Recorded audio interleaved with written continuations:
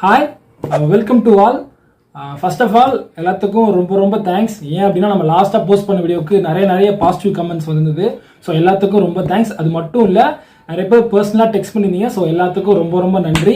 கண்டிப்பாக இந்த support life long இருக்கும் அப்படின்றத நான் வந்து ட்ரஸ்ட் பண்ணுறேன். கண்டிப்பாக இருக்கும். நானும் என்னோட பெஸ்ட்டை கொடுப்பேன். So thank you so much. So தொடர்ந்து நம்ம வீடியோ வாட்ச் பண்ணுங்கள். கண்டிப்பாக நான் நல்ல கண்டென்ட்டாக கண்டிப்பாக கொடுப்பேன். So thank you. ஸோ வாங்க வீடியோக்குள்ளே போகலாம். இன்னைக்கு என்ன அப்படின்னா, புனேல ஒரு லாஸ்ட் 4 டேஸ்க்கு முன்னாடி நடந்த ஒரு இன்சிடென்ட். என்ன இன்சிடென்ட் அப்படின்னா, ஒரு ஆக்சிடென்ட் தான். ஆக்சுவலாக என்னன்னா ஒரு சிம்பிள் ஆக்சிடென்ட் தான். இது நம்ம வந்து 2 பார்ட்டா வந்து செப்பரேட் பிரிக்க போறோம். First part, second part. First part என்னன்னா ஆக்சிடென்ட் நடந்த சம்பவம், யார் யார் சம்பந்தப்பட்டிருக்கா அப்படின்றது. பார்ட் 2 என்ன அப்படின்னா ஜட்ஜ்மெண்ட் என்ன கொடுத்துருக்காங்க, என்ன பனிஷ்மெண்ட் அப்படின்றத மாதிரி பார்க்க போறோம். ஃபர்ஸ்ட் பார்ட் என்ன அப்படின்னா, ஒரு ஆக்சிடென்ட் ஐ மீன் டிரைவ் கார்ல போய் வந்து ஆக்சிடென்ட் ஆயிருக்கு. ஸோ ஓட்டுநவரோட ஏஜ் பார்த்தீங்க அப்படின்னா 17 இயர்ஸ் ஓல்டு. ஸோ அந்த பையனோட அப்பா பார்த்தீங்க அப்படின்னா அந்த புனே மாவட்டத்தில் ஒரு தொழிலதிபர், ஒரு கட்டுமான ஒரு தொழிலதிபர். ஸோ ரொம்ப ஒரு பெரிய பணக்காரன்னு கூட வச்சுக்கலாம். அந்த பையன் ஓட்டிட்டு இருந்த காரோட ரேட் பார்த்தீங்க அப்படின்னா கிட்டத்தட்ட 2.5 crores. அதுவும் இல்லாமல் அது அன்ரிஜிஸ்டர்.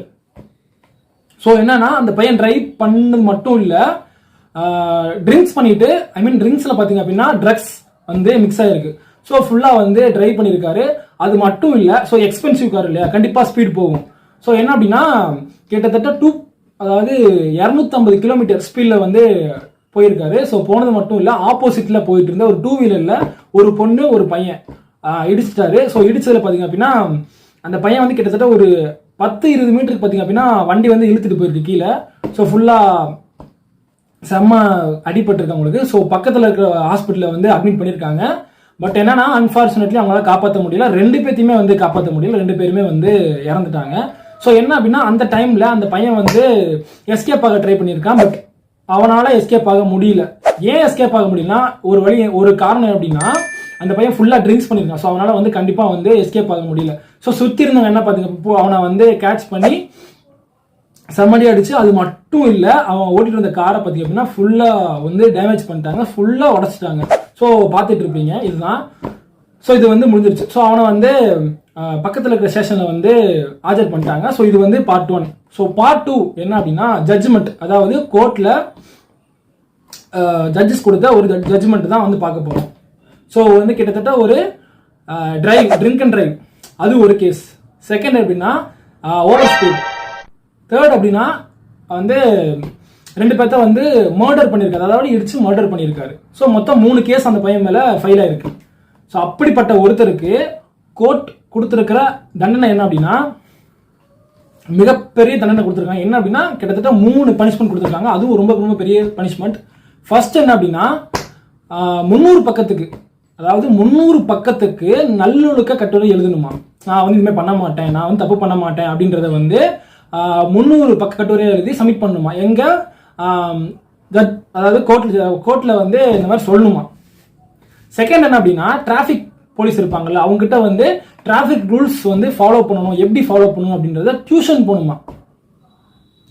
தேர்ட் ஒன்று என்னன்னா அதான் அல்டிமேட்டான பனிஷ்மெண்ட் கொடுத்துருக்காங்க. தேர்ட் என்ன அப்படின்னா, அதாவது இந்த ரோட் சைடு, இந்த பீச் சைடு, அப்புறம் வந்து வீடு இல்லாமல் ரொம்ப நிறைய பேர் கஷ்டப்பட்டு இருப்பாங்கல்ல, அவங்களுக்கு வந்து ஹெல்ப் பண்ணணுமா, நட்பணிகள் செய்யணுமா. ஸோ இந்த 3 தண்டனை தான் வந்து கோர்ட் கொடுத்துருக்க மிகப்பெரிய தண்டனை. ஒரு 3, அதாவது கிட்டத்தட்ட ஒரு 2 பேர்த்த மர்டர் பண்ணி, அது மட்டும் இல்ல ட்ரிங்க்ஸ் பண்ணிட்டு, அதாவது கிட்டத்தட்ட ஓவர் ஸ்பீட்ல போனவருக்கு கோர்ட் கொடுத்துருக்கிற ஒரு பெரிய பனிஷ்மெண்ட். ரொம்ப கேவலமான ஒரு தண்டனை கொடுத்துருக்காங்க. ஏன் அப்படின்னா ஒரு 2 பேர் வந்து இறந்துருக்காங்க. அவன் சின்ன பையன் தான், ஓகே.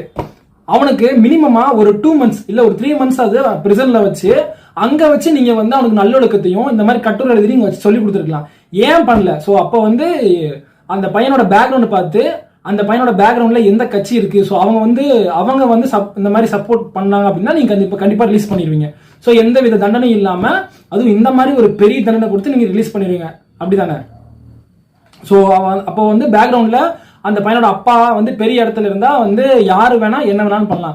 ஸோ என்ன அப்படின்னா இவன் ஐ மீன் இப்படி இந்த பையனுக்கு வந்து பனிஷ்மெண்ட் கொடுக்குறப்போ இதை பார்த்து ஐ மீன் இவனை மாதிரி இருக்கிற நிறைய பசங்க என்ன பண்ணுவாங்க அப்படின்னா, அவன் மைண்ட்ல தோணுறது என்னவா இருக்குன்னா, அப்போ நான் வந்து அவனுக்கு என்ன தோணும், சரி ஓகே நான் வந்து ஒரு 2 பேரை மர்டர் பண்ணிட்டேன், அப்போ வந்து எனக்கு கோர்ட் கொடுத்துருந்தேன், இந்த 3 தடவை நான் பண்ணிடுவேன். ஸோ இதே மாதிரி இன்னொருத்த நிறைய பேர் இருப்பான், எப்பா அவனே வந்து ட்ரிங்க்ஸ் பண்ணிட்டு வந்து எங்கள் அப்பா அவனை விட பெரிய ஆளு, கண்டிப்பாக வந்து எனக்கு இதை விட பனிஷ்மெண்ட் கம்மியாக கிடைக்கும், அப்போ நான் என்னென்னாலும் பண்ணலாம் அப்படின்ற ஒரு மைண்ட் செட் வந்து அவனுக்கு வந்துடும். ஸோ இது இப்படி தான் வந்து இப்போ கிட்டத்தட்ட ஒரு 1 வீக்காக பார்த்தீங்க அப்படின்னா நியூஸ்லையும் சரி ரொம்ப ரொம்ப பரபரப்பாக போயிட்டு இருக்கு. ஸோ இதுக்கு ஒரு கரெக்டான தீர்ப்பு வரும் அப்படின்ற நம்புறோம். ஏன் அப்படின்னா அந்த பனிஷ்மெண்ட் கொடுத்து ஒரு 5 ஹவர்ஸ்க்குள்ள கிட்டத்தட்ட இந்தியா முழுக்க அந்த நியூஸ் வந்து ரொம்ப ரொம்ப பரபரப்பாயிருச்சு. ஸோ நிறைய பேர், அதாவது celebrities and even opposite party இருப்பாங்கல்ல, அதாவது கரண்ட் இருக்கிற பார்ட்டிஸ் கிடையாது, ஆப்போசிட்ல இருக்கிற பார்ட்டிஸ் கூட ரொம்ப ரொம்ப வந்து அதுக்கு வந்து அவங்களோட ஆதங்கத்தை வந்து தெரிவிச்சிருக்காங்க. ஸோ இது எந்த அளவுக்கு போகும், கேஸோட எண்டிங் என்ன அப்படின்றது இன்னும் தெரியல. ஸோ பார்க்கலாம் ஃபைனலாக என்ன நடக்கும் அப்படின்றத வந்து தெரியல. ஸோ கண்டிப்பாக அந்த பையனை மினிமமாக ஒரு 6 மந்த்தாவது வந்து பிரிசனில் வச்சு சிறுவர் சீர்திருத்த பள்ளியில் வச்சு கண்டிப்பாக அவனுக்கு வந்து அங்கே வச்சு அவனை வந்து இந்த மாதிரி பண்ணக்கூடாது அப்படின்றத சொல்லிக் கொடுக்கணும் அப்படின்றத வந்து நான் கவர்மெண்ட் இருந்து எதிர்பார்க்குறேன். கண்டிப்பாக பண்ணுவாங்கன்னு நினைக்கிறேன். ஏன் அப்படின்னா ஒரு சின்ன விஷயம் தெரியலனா பரவாயில்ல, தெரிஞ்சிருச்சு. ஸோ கண்டிப்பாக அதை வந்து கோர்ட் வந்து மறுக்காது அப்படின்னு நினைக்கிறேன். பார்க்கலாம். ஸோ பார்க்கலாம் என்ன நடக்குது அப்படின்னு. இன்னொரு என்ன விஷயம் என்னன்னா, இது வந்து தெரிஞ்சிருச்சு. ஸோ இந்த மாதிரி ஒரு ஆக்சிடென்ட் நடந்திருக்கு, இந்த மாதிரி ஒரு பெரிய பணக்கார பையன் சம்மந்தப்பட்டிருக்கு, அதனால வந்து இந்த மாதிரி ஒரு தண்டனை கொடுத்துருக்காங்க அப்படின்றது தெரிஞ்சிருச்சு. பட் ஆனால் தெரியாம நிறைய விஷயம் நடக்குது, டே பை டே நடக்குது. ஒவ்வொரு ஆக்சிடென்ட்டுக்கு பின்னாலையும் இந்த மாதிரி ஒரு பெரிய பணக்காரனோ இல்லை வந்து ஒரு பெரிய ஒரு பொலிட்டிஷியனோ இல்லை ஒரு பெரிய செலிபிரிட்டியோ அந்த பையன் சப்போர்ட் இருந்தாங்கன்னா கண்டிப்பாக அந்த பையன் வந்து என்ன சொல்றது, நிறைய கேஸ் வந்து இப்படிதான் போயிட்டு இருக்கு. அதாவது சில விஷயம் தெரியுது, சில விஷயம் தெரியல. ஆனா கிட்டத்தட்ட ஒரு 100%க்கு ஒரு 20% கேஸ் தான் பாத்தீங்க அப்படின்னா வெளியே தெரியுது. 80% கேசஸ் பாத்தீங்க அப்படின்னா வெளியே தெரியுது இல்ல. ஏன் அப்படின்னா அவங்க பின்னாடி எல்லாம் பாத்தீங்க அப்படின்னா பேக்ரவுண்ட்ல நிறைய சப்போர்ட் இருக்கு, பொலிட்டிஷியன் சப்போர்ட் இருக்கனால அது வெளியில தெரியுது இல்ல. ஸோ இந்த மாதிரி டே பை டே நடக்கிறதுனால ஸோ நம்மளுக்கு தெரிஞ்சு நடந்துச்சு அப்படின்னா கண்டிப்பா நம்ம வந்து அதை வந்து சொல்லிடணும். தெரியாம நடந்துச்சு அப்படின்னா அது வந்து என்ன சொல்றது, யாராவது ஒருத்தவங்க மூலியமா வந்தாதான் உண்டு, இல்லைன்னா அது வந்து கண்டிப்பா வரப்போறது இல்லை. ஸோ பார்க்க ஃபைனலா இந்த கேஸ் எவ்வளவு தூரம் போகும் அண்ட் இந்த கொடுத்துருக்க தண்டனை கண்டிப்பா கேன்சல் ஆகும்.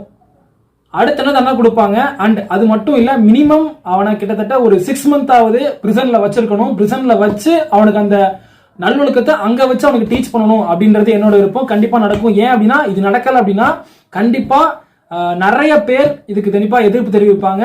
ஒரு பெரிய ஒரு பிரச்சனை, ஐ மீன் ஒரு போராட்டமாவது கண்டிப்பா வரும் அப்படின்றது. ஏன் அப்படின்னா இது அந்த அளவுக்கு பேசப்பட்டிருக்கிற விஷயம்.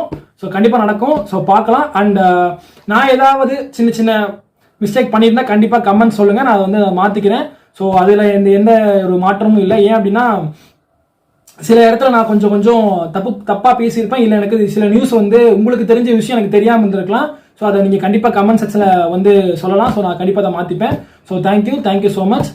கண்டிப்பாக சப்போர்ட் பண்ணுங்கள் அண்ட் மறக்காமல் சப்ஸ்கிரைப் பண்ணுங்கள், கமெண்ட் பண்ணுங்கள், பெல் ஐக்கானை கிளிக் பண்ணுங்கள். அண்ட் இந்த நியூஸ் உங்கள் ஃப்ரெண்டுக்கும் தெரியணும் அப்படின்னு ஆசைப்பட்டீங்க அப்படின்னா கண்டிப்பாக ஷேர் பண்ணுங்கள்.